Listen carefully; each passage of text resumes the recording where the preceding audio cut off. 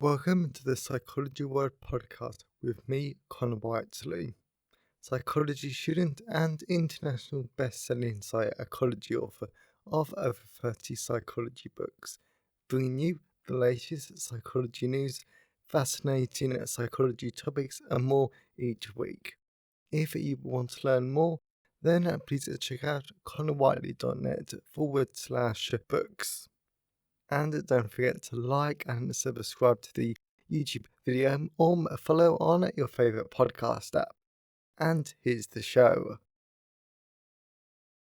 Hi everyone, and welcome to episode 235 of the Psychology World podcast with me, Connor Whiteley. And today's episode is on how to get work experience for psychology students. And it is Tuesday the 17th of October 2023 as I record this, because the day this comes out on the podcast is 2 days after I come back from my own week's work experience, and that's just a little too quick, too soon to actually put a podcast episode together.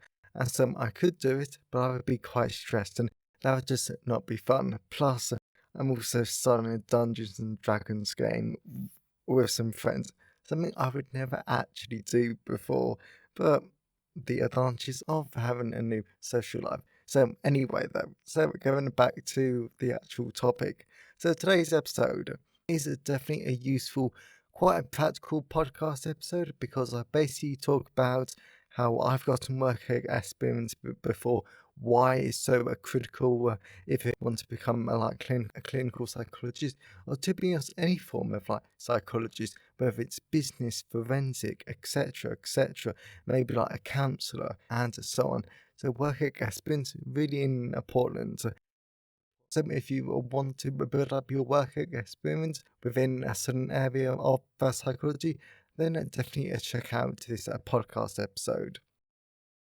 And because I'm recording this quite early, and I've not received this week's issue of the British Psychological Society Research Digest, that there actually isn't going to be a psychology news section.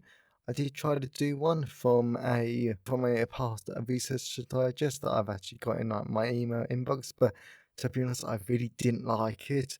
There was nothing for me to really say about them, so that just completely and epically failed. But again, that's the fun part of doing a podcast episode. Nothing is meant to be perfect or even rehearsed. So, as always, I absolutely love to hear your thoughts and feelings on today's episode. So, you can always email me, connorwhiteley.net. You can always leave a comment at the show notes at connorwhiteley.net/podcast. And you can always tweet me on Twitter at sci-fi Whiteley, or leave a comment on the Facebook post at Connor Whiteley, psychology author. I always love to hear from all of you, because it really helps make the podcast feel more like a conversation. So today's episode has been sponsored by Careers in Psychology, a guide to careers in clinical psychology, forensic psychology, business psychology, and more. So this is a great book that I really enjoyed writing about, because let's face it, when it comes to university, they do not teach us about careers. They do not teach us about how to take our degree and then how to get a career. All universities are really interested in is just teaching us the content, and then I think it's more up to us as individuals to actually go out and find out how do we become, or how do we position ourselves to become whatever career we want to be. For example, it took a lot of my own research to really understand how do you become a clinical psychologist, which is what I want to be in the future. But where do you start? So that's why I actually set up this book, and why I wrote it. So I researched tons of different psychology careers, partly because I was wondering if there was another psychology career that I might be interested in. To be honest, that was a big no.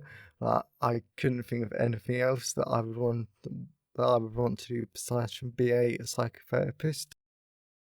So this great, really easy to understand book looks at tons of different topics, like working in academia, research, business, clinical psychology, forensic psychology, and so many more great areas. And it actually goes into quite a lot of the depth about all of the different career paths. So this is a great starting guide if you want to deepen your understanding of careers in psychology. So there's careers in psychology, a guide to careers in clinical psychology, forensic psychology, business psychology, and more. Available from all major ebook retailers, and you can get the paperback and the hardback version from Amazon, your local bookstore, or local library if you requested. And you can get the ebook directly from me at payhip.com/Con Whiteley. Several of us buying books helps to support the editing and the creation of the podcast. My time is sponsored by my wonderful patrons. So if you wanted to become a patron and get tons of great rewards, then you can at patreon.com/the Psychology World Podcast. So let's move on to the content part of today's episode. So we're moving on to the content part of today's episode. So we're going to be talking about how to find work experience for psychology students. And because it's been a few weeks since I've actually written up this blog post, I had actually forgotten how detailed it was. But it is filled with tons of good information, which a lot of you will find useful. So let's dive into it. A quick note on why work experience is important for psychology students. A lot of jobs within the psychology job market, regardless of your preferred discipline, require you to have experience working with different clients and showing different skill sets. The problem with this need for experience is you cannot get experience without a job, but then you cannot get a job without experience.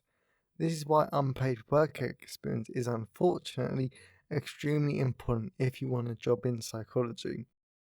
And then, just to further that point, I want to share with you a small extract from A Student's Guide to University and Learning, as it helps explain another important aspect of work experience. Open quote, or open extract, I guess. Increased employability. A final point we've preluded to throughout this blog post, but I want to say it explicitly. Work experience can equip you with the skills and experiences that lots of people don't have. For example, my placement year in research helped me to develop my skills of researching in a real world setting. Other students in my year that have their research experience from their degree, but not necessarily in a real world setting. If you studied medicine and you got work experience as a doctor's surgery, you would have real world and experiences that I don't think many other students would have. Overall work experience can be great for increasing your employability because you will have some great skills and experiences that you can draw on in your future work. Close extract. So, how do you find work experience for psychology students? Search online and check the websites where you want experience. Moving on to the different ways where you can find work experience, the easiest way is by searching the internet and checking the different websites of the places that you want to work in or gain experience. I managed to find my learning disability experience by searching for it on the internet and then finding that Kent Community Health Trust had an entire web page on work experience in a very wide range of different departments. Another great find I had was in the South London and Mesley Trust because they had a lot of different schemes for people interested in psychology. There were a lot of volunteering schemes and other interesting information. I wouldn't know any of this and I wouldn't have developed and learned the skills and knowledge from my learning disability placement if I hadn't researched it online. It sounds so simple, but still a lot of students miss out opportunities they would like and benefit from because they don't look things up online. Then what normally happens is you would download a work experience app application form from their website. You fill it out and send it back to them so they can make a decision.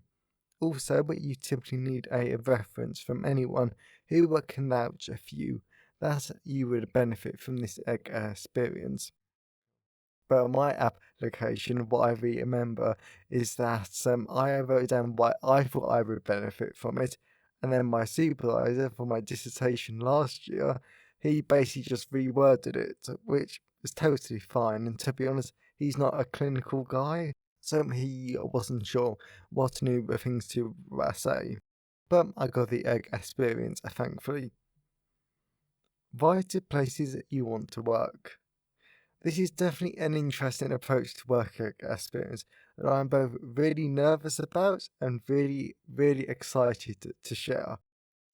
Since I have my work experience, people with learning disabilities, but over the summer I wanted to gain a work experience with working aged adults. So originally I contacted some local NHS trusts about volunteering work that I had seen on the website with a group therapy, and that would have been ideal for me. That volunteering would have been perfect, but they never got back to me. In addition, I developed a real interest in transgender people over the summer, and I realised that this is my ideal clinical population because it is a great group of people. Therefore, I knew that I wanted to work in a gender identity clinic and to gain a work experience in these settings. Although there was a problem, none of them offered work experience, and there is extremely few of them about. That made me want to branch out in that looking for private psychologists that do the assessment too. As a result, I didn't let this stop me because I really, really wanted to work with this clinical population, and I had already saved a template or list of points to make in the professional application letter to the clinical psychology doctorate after I had seen it on LinkedIn. So I grabbed that template, I adapted it for a work experience setting, and I wrote to lots of different places all over the UK, regardless of how much travelling I would have to do. So, as you can tell, I really wanted this work experience, and if you go to the blog post at connorwhiteley.net/podcast, then click on today's episode, you can actually see the sample letter that I wrote to this one NHS trust. So I wrote to 23 different places total, and thankfully quite a lot of them got back to me. So the results of my letter were mostly twofold. Firstly, the vast majority of the places came back to me saying that they don't have the infrastructure for work experience, but they were really impressed with my letter anyway. Secondly, I did get a fair amount of offers for meeting in person or over Teams about career advice. And even though I did reject those offers for a meeting, because at the time I was certain I didn't want to work with transgender people as a career, I sort of wish I had now, because this is the clinical population I want to work with, period. Thankfully, one place did come back to me with an offer of a work experience, which I would just returned from as this podcast episode goes out, and I'm really, really excited about it. And I only got the work experience because I took a chance, I wrote a letter, and I sent it off. It was scary and I was nervous, but I am really glad that I did it because it means that I get to work in a psychology mental health setting that I will hopefully love. The letter structure. This I do want to do because, one, that this is really useful for work experience, but also for different job applications and also the clinical psychology doctorate. This is like quite a good format. So I'm actually going to share the brief description of the letter structure that I used, and this was adapted from a post by trainee psychologist Melissa Elgoglu, who I recommend you follow on LinkedIn too, because she's always posting psychology job related things, which are really helpful. Therefore, these are the things that I put on the letter based on her advice, and this is not foolproof, but I found it helpful. clinical egg experience. As you can imagine, even though you're trying to get egg experience in clinical psychology, you still have to explain how you already have egg experience that will help you in the role that you will want to gain egg experience in. And this is why non-psychology egg experience is useful, and any volunteering that you've already done. Just to make sure that you explain how your egg experience will help you in this work egg experience. Using the structure of a letter helps the readability of it. Express your interest in the service and / your clinical population. The service helps out and outline your psychology related career goals. This helps the reader know you're interested and will benefit from the egg experience. Then the body of the letter needs to focus on how you're the right person for the egg experience. And I'll admit that's a hard one because normally you will have a job description to work with, and normally you address the essential personal specification on the job application. Yet when it comes to work experience, I found NHS Trust websites detail out a lot of good information about how they work, the sort of people they employ, and so on. So I did have to get creative. And if you find job vacancies, obviously you cannot apply for them, but they will help you structure your letter better. Make sure your letter flows properly and it is easy to read, because it needs to be comprehensive, but it has to be readable. Thankfully, some of the personal specification points tend to work together so that you can write about them in a single sentence. For example, your ability to communicate sensitive information and having good communication can be tied together quickly and easily. Don't repeat information unless you really can't help it. Refer to the trust values. And this, I cannot stress this point enough, because it's really important and it isn't hard to find out what they are. Take advantage of non-psychology egg experience if it's helpful in responding to the person specification points.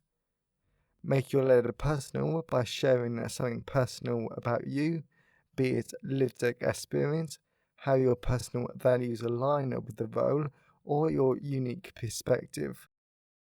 Write a conclusion that expresses a gratitude for their time. Repeat your interest in working with the client group and / your service. Never copy and paste these letters unless to tailor them for each service, and limit the letter to between 700 and 800 words. So I'll repeat that there's an example of my letter at the end of the blog post, but these are of course not guaranteed tips for writing a successful letter. I got a lot of praise for my letters, but rejections from work experience. But granted, I was writing to the wrong places, so just bear that in mind. It's who you know. The final way to get work experience as a psychology student is to make connections, network, and find work experience opportunities that way.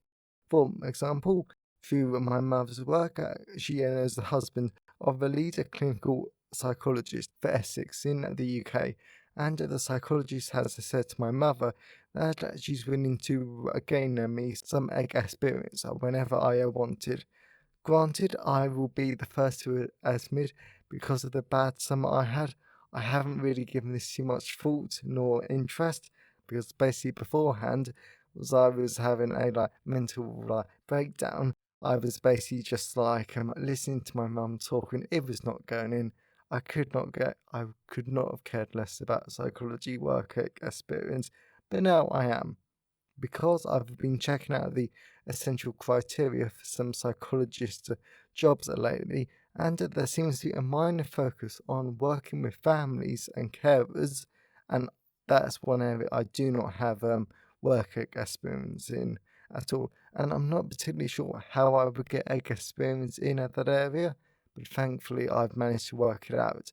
Because if I try and get work experience with a systemic team and with a family therapy team, then that will help me, because it's all about working with the family and their children together.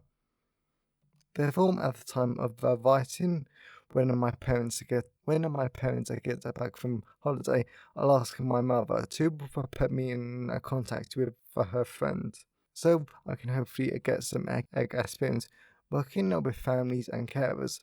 Personally, I would definitely enjoy some egg experience in a systemic and family approaches to therapy, because it would be a lot of fun and it would be a nicer break from the cognitive behavioural approach that I do focus a lot on. Now, of course, I know I'm very privileged to have a family member that knows a contact for me, but all of us can network, talk to, and build relationships with a clinical psychologist and other professionals that in the future might be able to help us with work experience. They might offer us work experience working with them directly, or they might know of people who are willing to talk on our behalf. Until we start building relationships and networking, we will never know where they can take us. That's another reason why I'm looking forward to my gender identity clinic experience at the end of October 2023. Because in an ideal world, I'll be able to make a contact there, and they might even offer me a future job after my master's. I seriously doubt that's going to happen, but I would absolutely love it, and I would probably bite their hand off. Conclusion. Overall, we know that psychology students need a work experience because it is impossible to get a job in the psychology job market without it. Also, work experience helps us to develop skills, interests, and it teaches us the different jobs that we like and don't like in psychology. However, work experience is still difficult to get if you don't know where to look. That's why we learned that you can find work experience online by searching the internet and websites of different places where you want to gain experience, in the case they offer it. Secondly, you can write a letter to what places you want to gain experience in, using the letter structure I shared, in the case they do offer work experience and they just don't share it on their website. Or they might like your letter so much that they're willing to make an exception to their no work experience rule. It could happen, I don't know. Finally, you get work experience through your connections and network.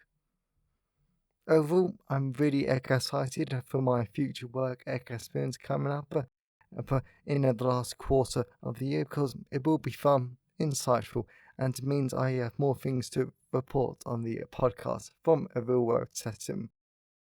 And ultimately, all this experience will help me grow, develop, and to be one step closer to becoming a clinical psychologist in the future. Something that I know will be challenging and maybe even depressing at times, but it will certainly be rewarding for sure. So I hope you enjoyed today's episode and you got something out of it. I know that I did. I think work experience, even though it is so annoying that you can't get a job in psychology without it, work experience can also be a lot of fun. Now, I didn't mention this in the podcast episode, but I do know that some students simply cannot get work experience because it's unpaid and they have other caring duties, which is a massive shame, and I do feel for those students. And whilst there's not a lot that I can say, I know in the UK there is some schemes to help those particular students, but work experience is a flat out critical, and it can also be quite a lot of fun. So if you know someone who enjoyed today's episode, then please share it with them. I'm always really grateful when you wonderful people help spread the word about the podcast. And if you want to learn more, definitely check out Careers in Psychology, available in all the usual places. And if you want to become a patron, then definitely check out patreon.com/the Psychology World Podcast. So have a great day, everyone, and I'll see you next time. Thanks for listening today. I hope you found it helpful. Please remember to like the video and subscribe to the YouTube channel and follow the podcast on your favourite podcast app. And if you wanted to learn more, then please check out the backlist of the podcast episodes or my books at conwhiteley.net. So have a great day, and I'll see you next time.